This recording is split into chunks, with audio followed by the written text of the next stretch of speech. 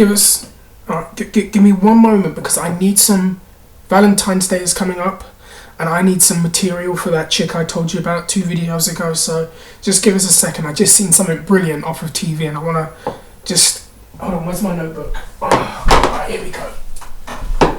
In fact, let me share this with you. Hold on.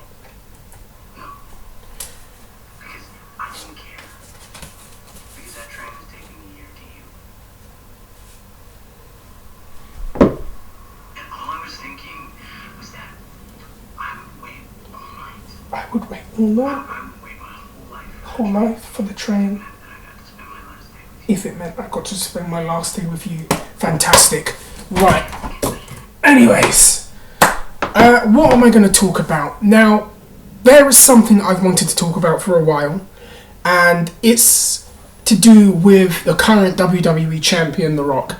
And it seems like there has been a ton of resentment and anti-Rock sentiments on YouTube, amongst the internet itself, apparently people within the company, and there's been a lot of anti-Rock sentiments for a while, to be honest. I can go all the way back till about 2002, and it seems like a lot of it's coming to a head right now, and everyone and their mother is just, you know, not everyone, because I don't want to generalise, but there's a portion of people, a large portion, that are very vocal. Oh, The Rock this, oh, The Rock that, oh, don't deserve this, oh, he shouldn't be champion.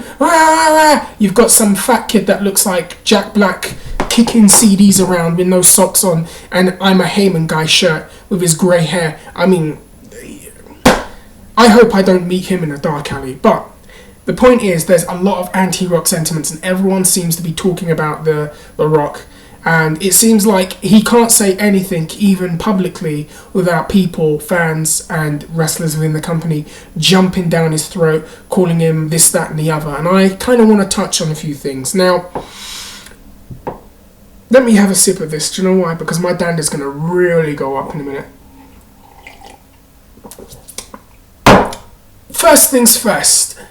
I've heard a lot of people use a particular word as of late, and that is, The Rock does not deserve to be champion. The Rock has been handed a title. Here's a newsflash. Number one, everyone gets handed a title to them in that company, and it's a business move. Now, people are trying to, and we don't know all the things, but they're trying to imply that Rock politicked. Oh, Rock politic to get the title, and he's ruined CM Punk's reign. No. If you follow stuff carefully, you would realise that in the plans, there was always plans to do a Rock John Cena number 2 match at WrestleMania, and for it to be for the title. There was rumours dating back from 2011 that they were going to do that. At that for the following WrestleMania, when Cena won the belt off of The Miz, that they would do Rock and Cena for the belt, final match for the title at WrestleMania. Unfortunately, CM Punk took off. Fortunately for us, unfortunately for them, he took off. So they had to go in a completely different direction and put the belt on CM Punk. And while he did get the belt, he kind of was a secondary... He wasn't the most important thing on the show past a certain point.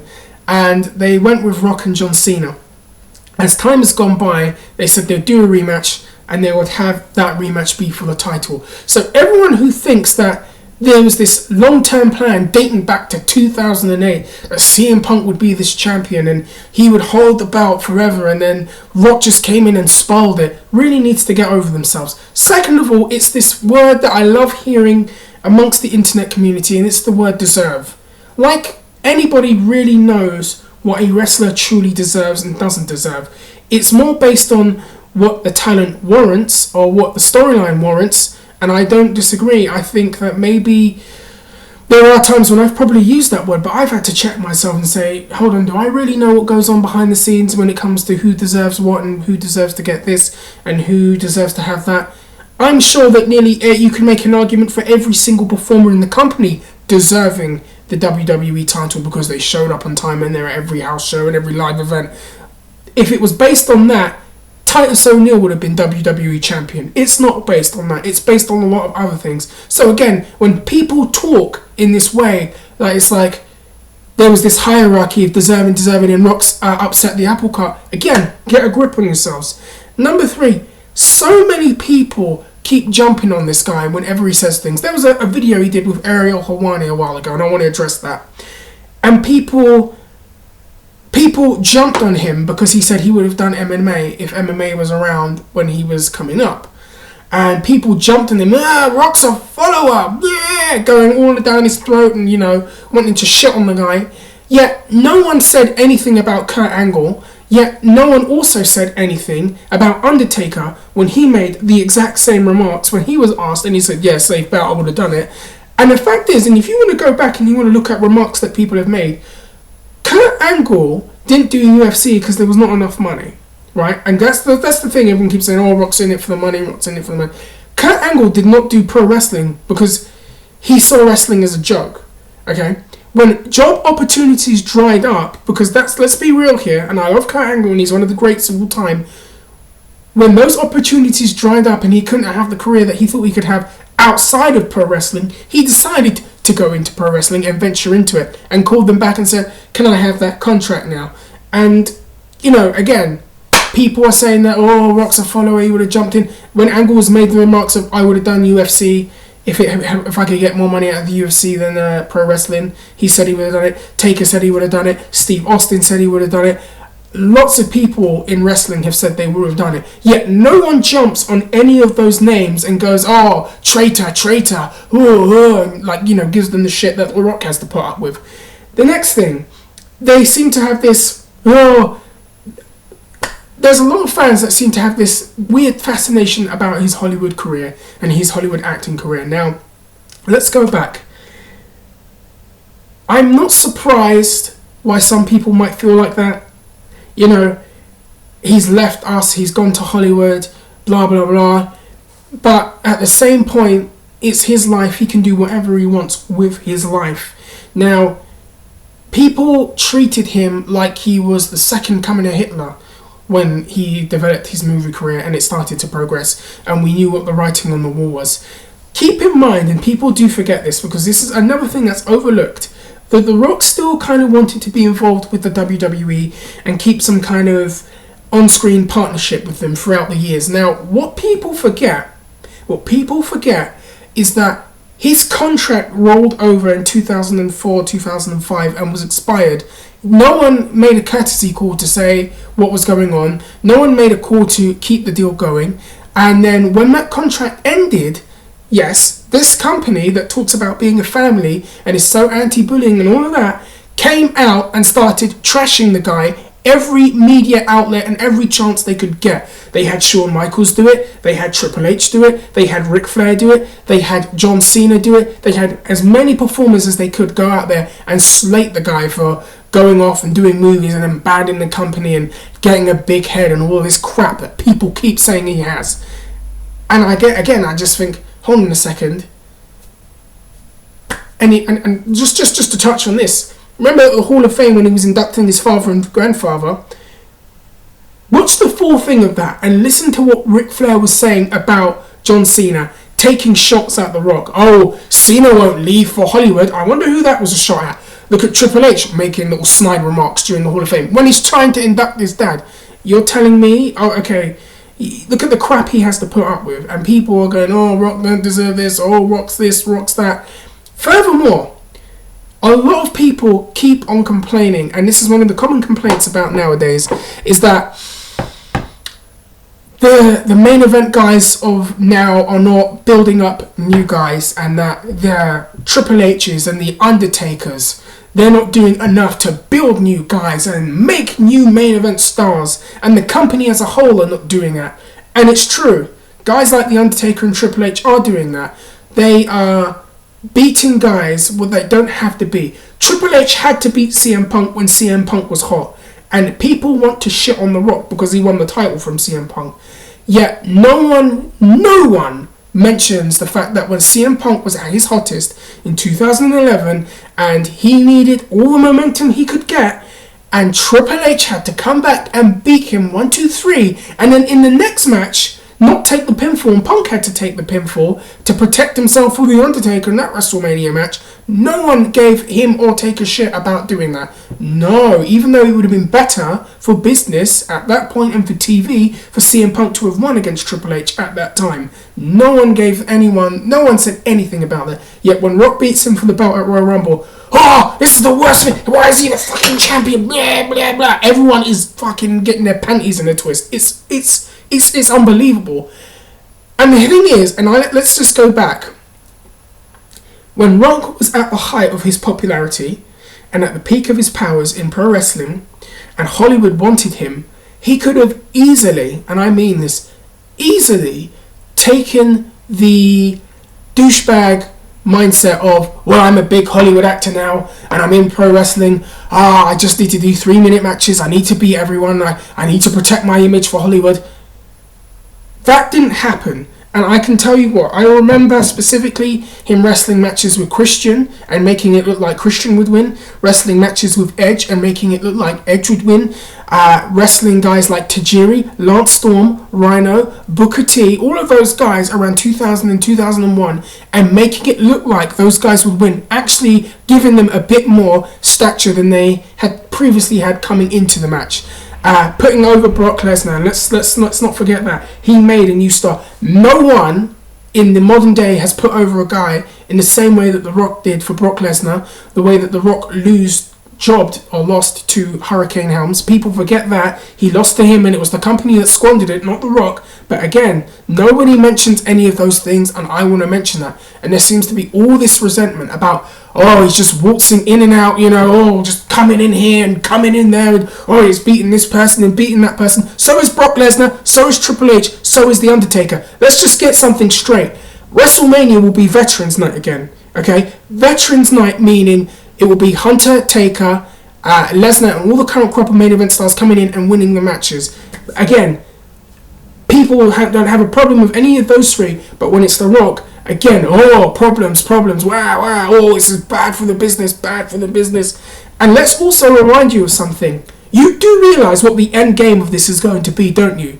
You do realise that at the very end of this, it's going to be Cena, yes, John Cena, winning the belt off of The Rock at WrestleMania. So you people are telling me, oh, this is bad for the business, this blah, blah, blah, and moaning, yet, listen, the lesser of two evils is The Rock winning the belt. But you would rather say, I mean, come on, get your mind right, as Bloodstained Lane would say. Use your head for more than a hat rack. I mean, come on. You're going to whine and moan, oh, Rock this, Rock that, blah, blah, blah, blah, blah. You know Cena's going to beat him, and I bet you all love that. And let's just talk about that for a second. Look at Cena and how Cena buries guys in matches, okay? Look at whenever he faces a new talent. It's almost a risk in a lot of ways to put someone new and on the rise in there with him, because Cena is not that good at making guys look better than they are, and they're so overprotective of him, and he's so overprotective of himself. Every time he gets put in there with somebody, it's this one-sided match. You don't see very often in Rock's career one-sided matches. You saw the complete opposite, as I mentioned before. But again, people want to shit on this guy and say, oh, he's waltzing in, he's doing this, blah blah blah. It just interests me. Now, let me know what you think about that. That's me addressing this resentment that people have towards The Rock. And again, people within the company, and I'll call them out, and I said before, no more Mr. Nice Guy. Don't care who you are, don't care where you're from. Don't holler, come see, and we'll talk, and I'll say the same thing to you.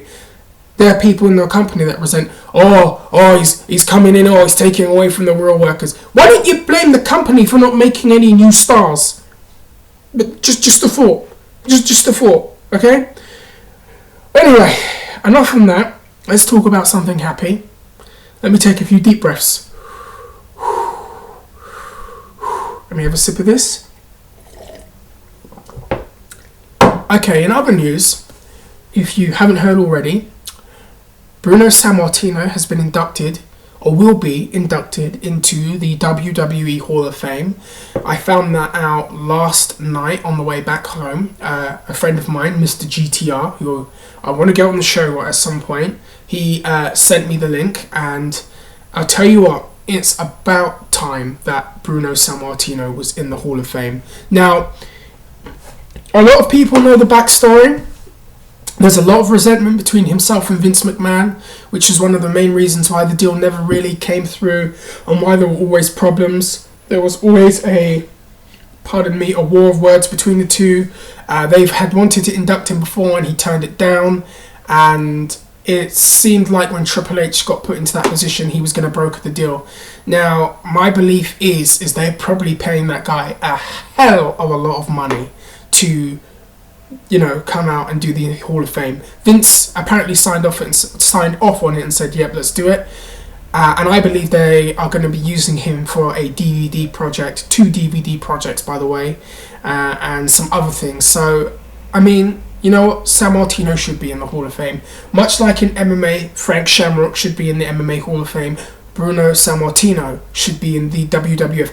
Any pro wrestling Hall of Fame should have Sammartino in, and I'm really thrilled that that is the case and that we get to see him and we kind of get to say hello and goodbye to him in a way. And as a fan of his, although I never grew up in his heyday, I did go back and watch his stuff when I was younger. I always remembered a match between himself and Stan Hansen, and it's not one that's on YouTube, and it might be now, but it was after Hansen had broken his neck with the lariat, and they had a series of matches, and this one was in New York, a market that Sammartino really built, and it's a huge part of that history. And there was a match where Sammartino had the brace in his hand, and he was ready to beat the hell out of Stan Hansen with it. And the way the crowd reacted and the heat, I mean, I've never seen heat like that ever, I don't think, to be honest with you. But he's got that brace and he's ready to beat the hell out of Hansen with it. And the fans, it's an incredible reaction. And if anyone can find it on YouTube, that particular match where he takes the brace off and he's ready to beat him with it, watch it and send it to me if you want. But that's a match I always recommend you go out and watch. Obviously Bob Backlund and Trish Stratus and Mick Foley are going to be in the Hall of Fame. That's great too. I still, holding out Bam Bam Bigelow gets put into. It's in New Jersey. Bam Bam Bigelow deserves to be in there, and let's hope that he gets inducted. Obviously Randy Savage should be in there too, and Liz. I mean, come on. Those names that I've mentioned should be in there, but I'm so happy that Sammartino is in there, and Bob Backlund finally accepted, because he was supposed to be in it a while ago, but he refused when they put that failed baseball player, Pete Rose, in the Hall of Fame. Anyways, I'm drying out. You let me know what you think. Sorry if I got a bit too hyped up during the first couple of minutes of this video, but, had some stuff to say and get off of my chest. And I am going to head out. Let me know what you think about Sammartino in the Hall of Fame. And again, addressing the Rock haters, I can understand bits of it, but there are certain things that have been said that I just think, come on, are you serious? Are you really serious right now? Anyways, I'm going to head out and take care.